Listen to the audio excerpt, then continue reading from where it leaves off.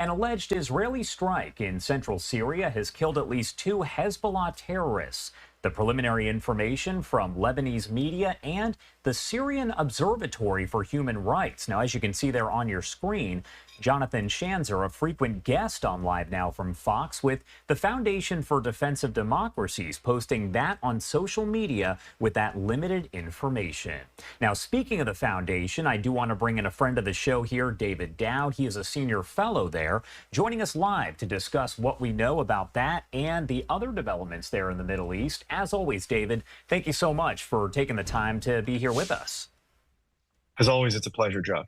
All right, so first off, I do want to talk about this apparent Israeli strike there in Syria. What do we know overall about what did happen? I know there's still a lot of questions about all of it.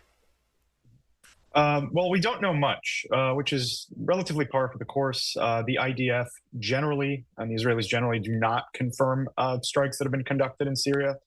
So far, we've seen no confirmation of this strike from official Israeli channels. So that is to be expected. It's par for the course.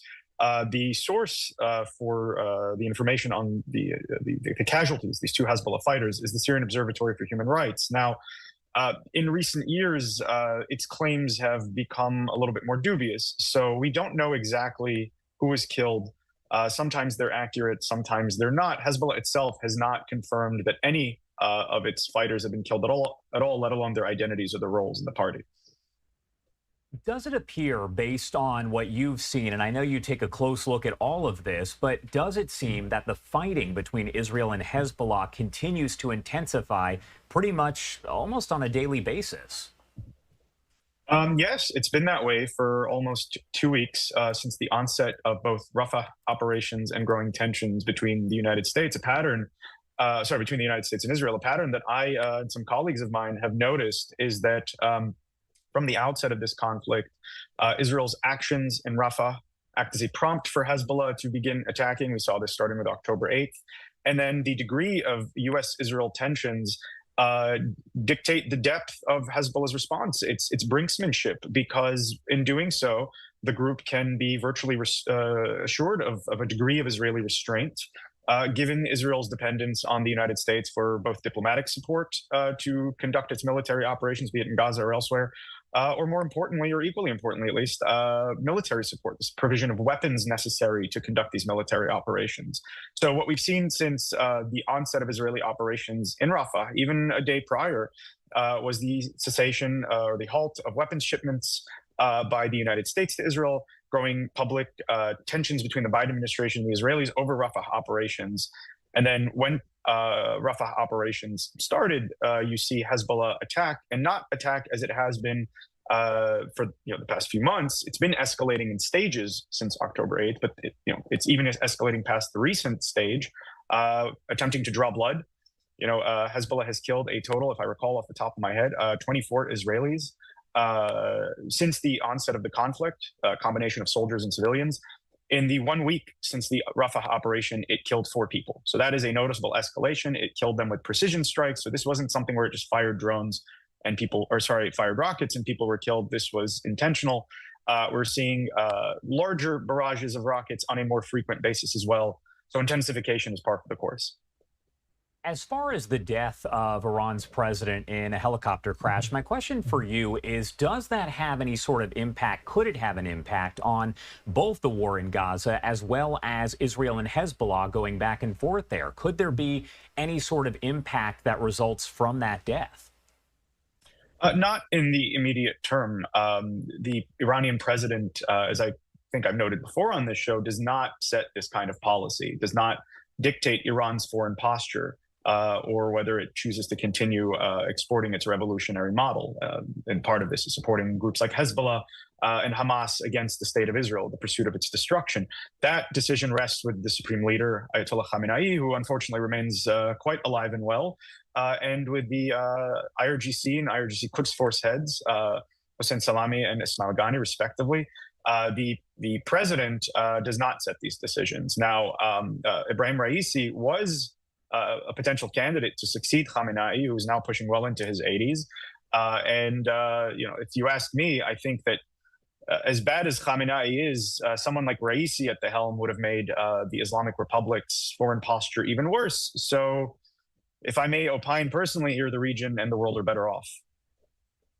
I do want to talk a little bit more about that ruling by the International Court of Justice, the World Court as it's known, pretty much telling Israel that it needs to immediately halt its operation in Rafah.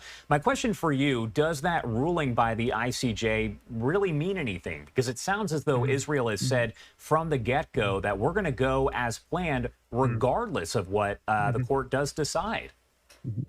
Look, it's a complicated question. And I say this as someone who's specialized as a lawyer in international law and the laws of armed conflict, as a believer in the international system, but also recognizing that, as great as these institutions are in theory, there has been a definite politicization of these, seemingly neutral institutions, be it, the UN General Assembly, UN Security Council, Human Rights Commission, and as auspicious and august as it sounds, the International Court as well.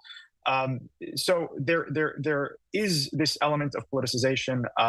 The justices on the court at times, especially if they come from countries that do not have free and fair judicial systems. President of the court is from Lebanon, for example. I can't imagine the consequences for him if he were to rule in favor of Israel when he were to return to Lebanon.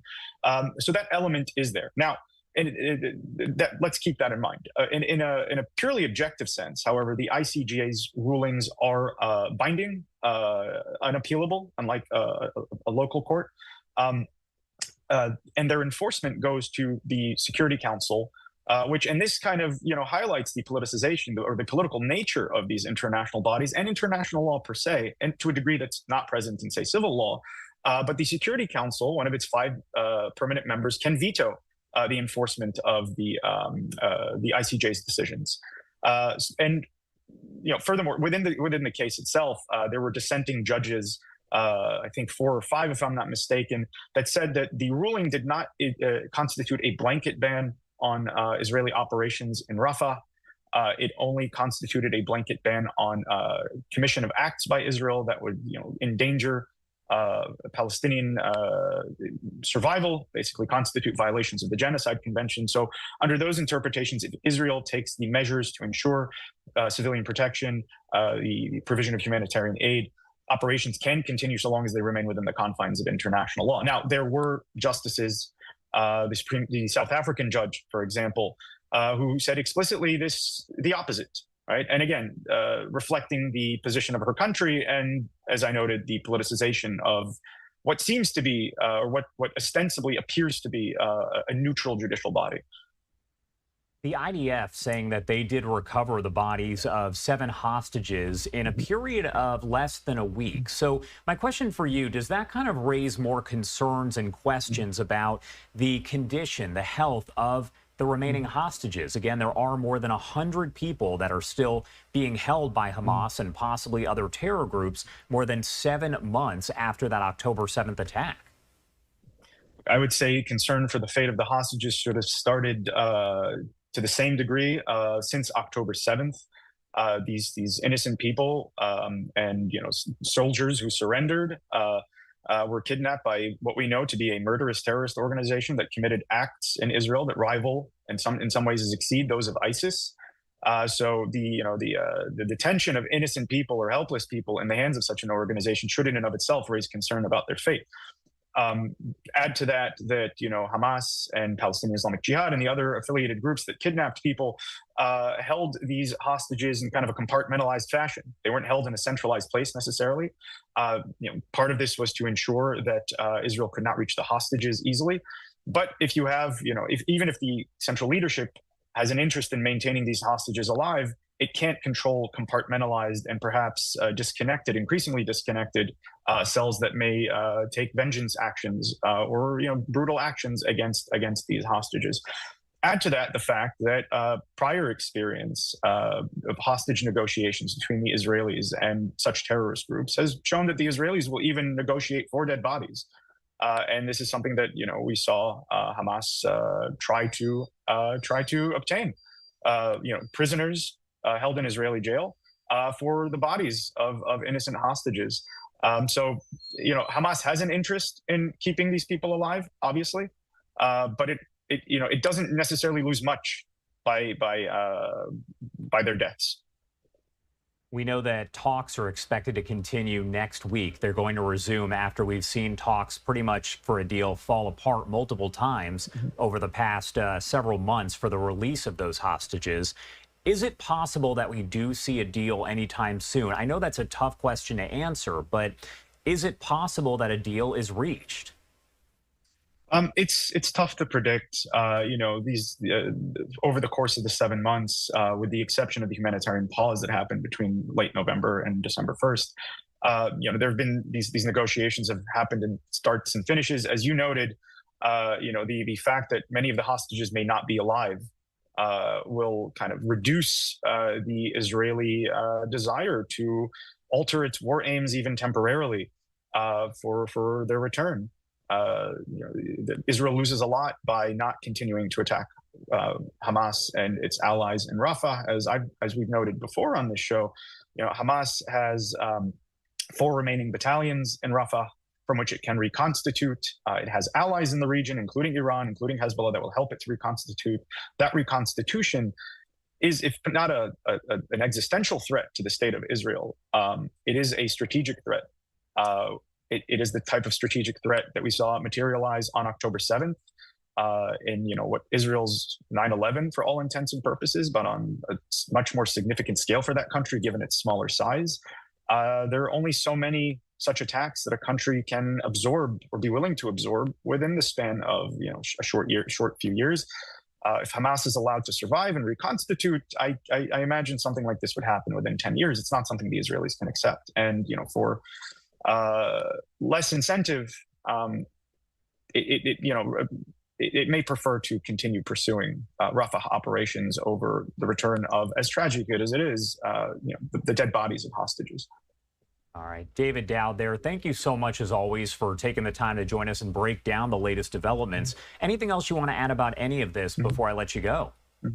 As I always note, eyes on the north. The escalation that we've seen, I think Hezbollah is engaging in brinksmanship with the expectation that Israel will be restrained by the United States. This may not be a permanent condition.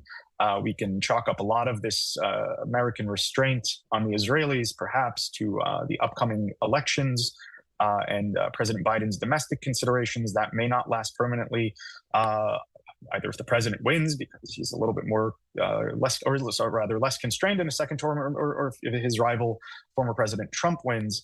And what Hezbollah is doing and has been doing through statement and deed is providing, whether it intends to or not, Israel with the legal justification to engage in wide-scale operations in Lebanon against its infrastructure. Lebanon itself, though not involved in the attacks directly, has engaged in what we could call post facto adoption of those attacks, or some degree of approval of those attacks, also implicating Lebanese state responsibility, which could incur consequences for Beirut itself.